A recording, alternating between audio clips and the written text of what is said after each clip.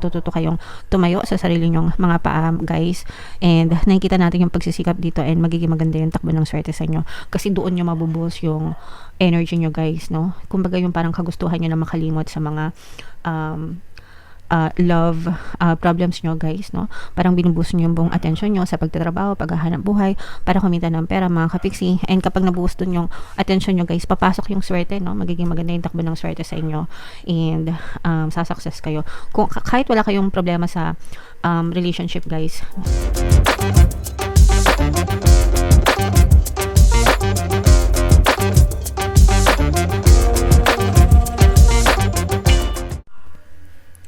Hello guys, hello Leo, welcome back to Pinoy Pixie Tarot. Ang pamagat ng episode natin for tonight is second half kapalaran para ngayon January 16 to 31 para sa Leo, Sun, Moon, Rising Sign and Venus. Unahin natin tong deck na to, mga kapiksi. Ito yung mga angel messages, guys, para sa inyo ngayong January 16 to 31. So, ito guys, ito yung advice na habaan nyo pa yung inyong pasensya, maging matiisin, mga kapiksi. Sanay naman tayo dyan. Guys, habang maiksi pa ang kumot, magtiis, mamaluktot, habang kapag mahaba na't malapad, tsaka na mag-unat-unat. So, for some of you guys, maaaring makaresonate kayo dyan sa mensahe na yan, lalo na kung meron kayong mga pinagdadaanan. So, konting tiis lang, mga kapiksi, konting tsaga-tsaga lang, pasasaan ba, at dadating din na magiging ma-okay din ang lahat sa inyong pamumuhay, Leo. Okay?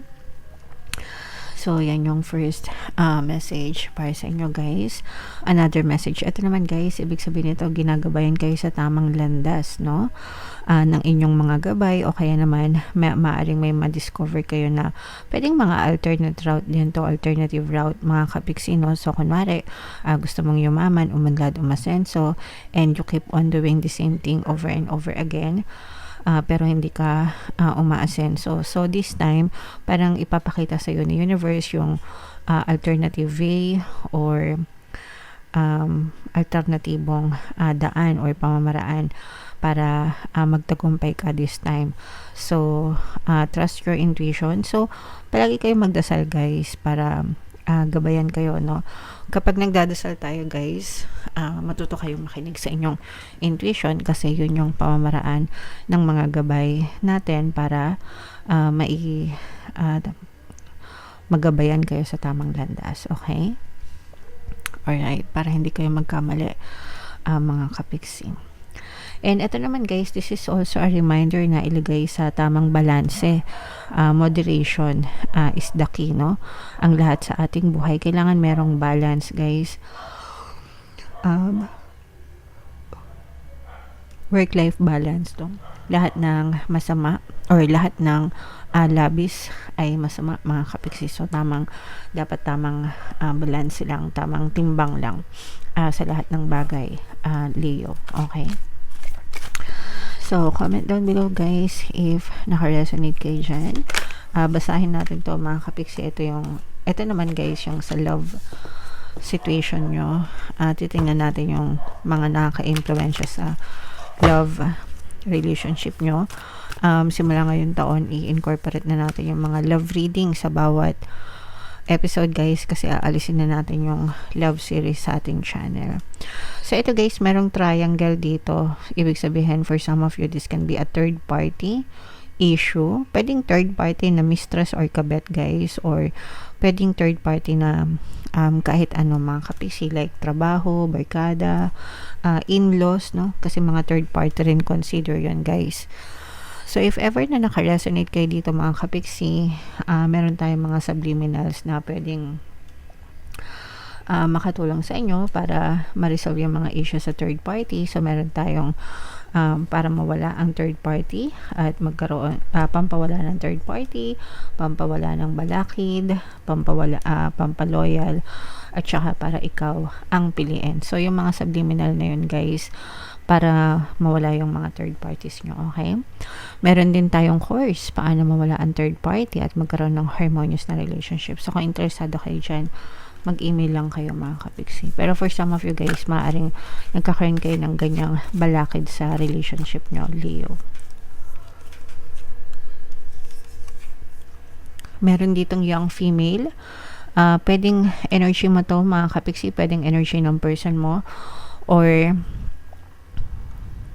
pwedeng third party rin. Since lumabas yung third party energy dito guys, pwedeng third party rin itong young female na ito na mas bata, no? Kumbaga parang mas nakakuha ng mas bata sa'yo, or ipinagpalit ka sa mas bata, mas younger mga kapiksi. Sa mga ganyan klaseng energy guys, nakaka-impluwensya sa relasyon nyo. So, bunot pa tayo ng isa guys. So, mayroon ditong young male naman, mga kapiksi. So, it's either ikaw ito, person mo to, mga kapiksi, or pwede rin ito yung third party, guys. Okay? Pero yan yung mga energies na nakuha natin sa love nyo.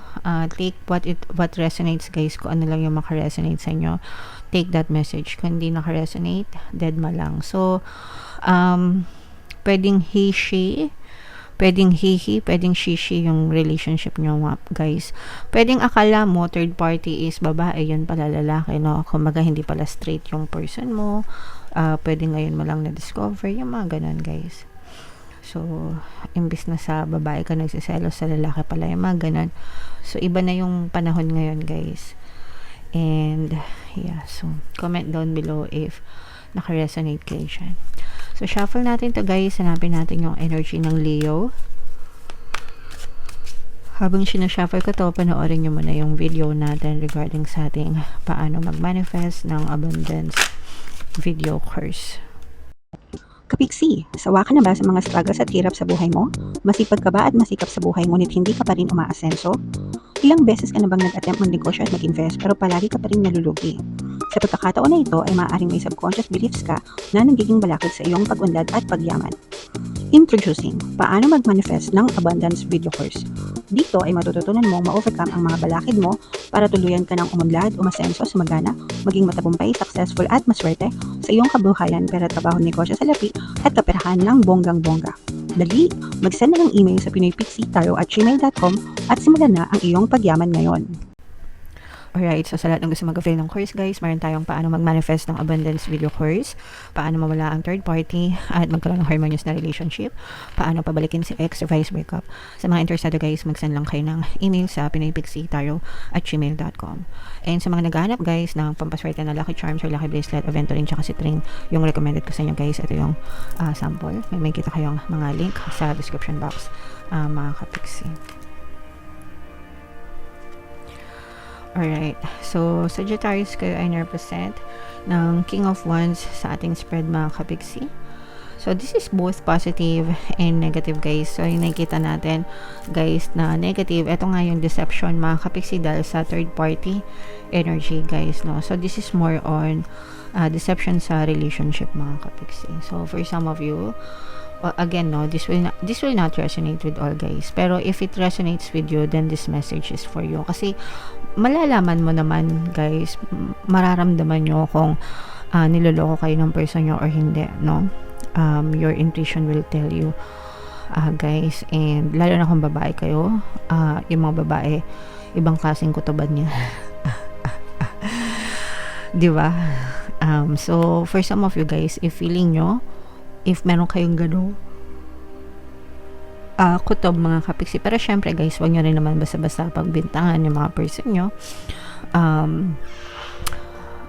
Dun muna kayo sa pag meron talaga kayong ebidensya mga kapixie. But definitely this is a deception in terms of relationship na nagkakaroon talaga ng third party sa relationship nyo. Itong third party na to, this is more on third party na kabet mga kapixie. Okay? Kabet or mistress, kasi nga maraming klaseng third party guys. So yeah, and so yun yung nakita natin sa negative mga kapixie. Yung iba sa inyo parang you're finding your way out of the relationship mga kapixie. Yung iba parang dinadamdam nyo pa yung pagiging malungkot on your own, mga kapiksi. Your family is trying to help you out, guys, no? Your family is trying to reach out to you, pero yung iba parang gusto nyo muna mapag-isa, mga kapiksi. Ninanamnam nyo pa yung parang sariwa pa sa iba, no? Yung mga hinagpis sa kalooban, and okay lang yan, guys, kasi yung emotional pain, ang hirap i-explain kung saan masakit, kung paano masakit, saan nanggagaling yung sakit, di ba? So mahirap. Buti pa yung sakit ng ulo, pwede ka uminom ng pain reliever, pero yung sakit sa puso na mga ganyan, ang hirap gamutin. So but magiging ma-okay din ang lahat, lilipas din yan. Actually, for some of you guys, parang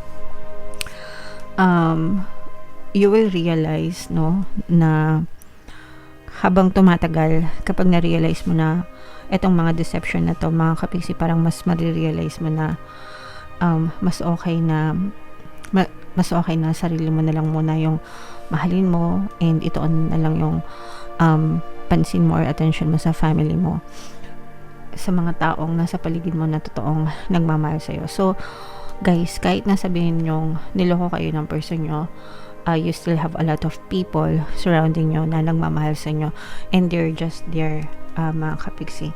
Sabi ko nga, yung iba sa inyo nagre-reach out, pero parang kayo na yung kusang lumalayo, and okay lang yan.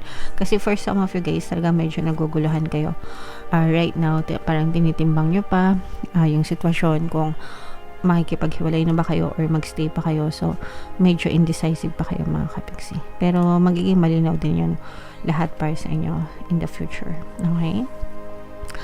Merong dadating na magandang balita naman pagdating sa ano to, guys, sa mga trabaho, sa mga nilalakad nyo ng mga kontrata, guys, or mga nilalakad na kliyente. Kung meron kayong, kung nasa sales kayo and may mga nilaligawan kayo na mga proyekto or kliyente, guys, maaring ma-push through yung mga contracts na yan, yung mga agreement na yan, mga kapiksi. Kung meron din kayo mga legal battles na pinagdadaanan, especially sa pera, guys, no, magiging favorable sa inyo yung sitwasyon, mga kapiksi. So palagi lang kayong mag-affirm, guys. Everything is always working out in my favor, ganyan, no, para talaga maging pabor sa inyo yung mga sitwasyon, mga kapiksi. Okay? Alright. So yun yung mga nakita natin. Ito, guys, i-mind nyo na itong mga bagong kontrata na to, bagong kliyente, mga bagong agreement, mga kapiksi. For some of you guys, okay, latag muna natin. Makakaraos din kayo, guys, kung meron kayong mga, ayan, no, mga financial troubles na pinagdadaanan. Kasi yung iba sa inyo, guys, maaring may financial troubles, lalo na kung naghiwalay kayo, guys. Kasi parang yung iba, pwedeng asawa nyo to, na parang sila lang yung nagtatrabaho, mga kapiksi, and kapag naghiwalay kayo, parang isa yun sa mga iniisip mo na baka maputol na yung sustento, or hindi ka na, lalo na kung may anak kayo, ganyan. Pero guys, no, mababaliktad yung ikot ng swerte. Actually, for some of you, if in case lang na magkahiwalay kayo nitong mga person mo, mga kapiksi, matututo kayong tumayo sa sarili nyong mga paa, guys, and nakikita natin yung pagsisikap dito, and magiging maganda yung takbo ng swerte sa inyo, kasi doon nyo mabubuhos yung energy nyo, guys, no. Kumbaga yung parang kagustuhan nyo na makalimot sa mga love problems nyo, guys, no. Parang binubuhos nyo yung buong attention nyo sa pagtatrabaho, paghahanap buhay, para kumita ng pera, mga kapiksi. And kapag nabuhos dun yung attention nyo, guys, papasok yung swerte, no. Magiging maganda yung takbo ng swerte sa inyo, and sasuccess kayo. Kung kahit wala kayong problema sa relationship, guys, let's say wala namang kayong problema sa relasyon, hindi naman kayo maghihiwalay, for some of you, guys, magiging maganda, magiging tuloy-tuloy yung takbo ng swerte sa buhay nyo, at saka yung tagumpay talaga. This parang start ng January nyo, magiging very progressive at saka aggressive, guys. So ibig sabihin ng aggressive, medyo talagang agresibo na sinusubukan lahat ng pagkakataon, nagkukusa, hindi na nag-aantay ng opportunities, kayo na mismo yung nag-create ng opportunities sa inyo. So yun yung sinasabi kong aggressive, mga kapiksi. So lahat ng pwedeng pagkakataan, parang gagawin nyo, susubukan nyo, and makikita nyo talaga yung swerte nyo, mga kapiksi. Okay?